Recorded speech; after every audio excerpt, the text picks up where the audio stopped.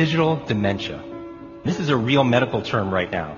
This is the idea that we're outsourcing our brains to our smart devices. We're so reliant on our smartphones that our smartphones are making us stupid. Does that make sense?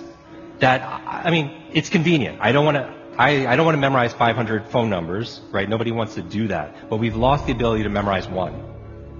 Like if I give you a 7-digit number now, how difficult? Would you find that kind of difficult to memorize, like a phone number that you used to do years ago? Yes or yes? Because if I take my arm and I put it into a sling for 6 months, does it stay the same?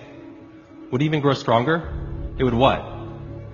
It would atrophy and grow weaker. Same thing with your mental muscles. If you're relying on your phone to keep your schedules, your to-dos, do simple... I went out to dinner with 10 people recently. There was 10 of us.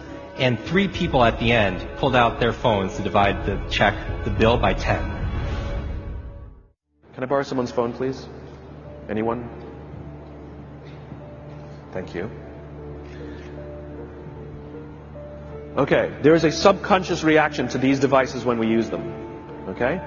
What if I were to hold my phone while I'm talking to you? I'm not checking it, it's not buzzing, it's not beeping. I'm nothing. I'm just holding it. Do you feel at this moment that you are the most important thing to me right now? No, you do not.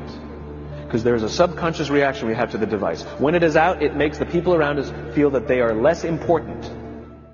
When we show up to a meeting, or a lunch, or a dinner, with our colleagues, our clients, or our friends, or our families, and we put the phone on the table, we have announced to everyone in the room that they are not that important to us. And by the way, putting the phone upside down is not more polite. My favorite one is in the meeting or at a lunch with someone that the phone will ring and the caller ID will pop up and they will go, I'm not going to get it. Oh, so magnanimous. Oh, I'm lucky to eat with you today. Or they could just put the damn thing away. You can tell how addicted we are. When somebody pulls out their phone when you're with them, how uncomfortable does that make us feel? You're walking down the street with someone, they pull their phone out. We feel stupid, so what do? We pull our phones out. We're so addicted. Somebody goes to the bathroom when we're at dinner, and what do we have to sit there by ourselves? God forbid we should look around the room for 5 minutes. We pull our phones out. Meetings. Awful. What do we do when a meeting happens, right? Everybody's sitting waiting for the meeting to start. Bob's running a few minutes late. Bob's here? Okay, start the meeting.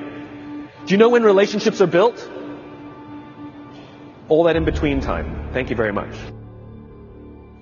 Parents have to intervene. We have to stop giving our kids free access to social media and phones at young ages. They are not ready for it. Their minds cannot cope with the dopamine.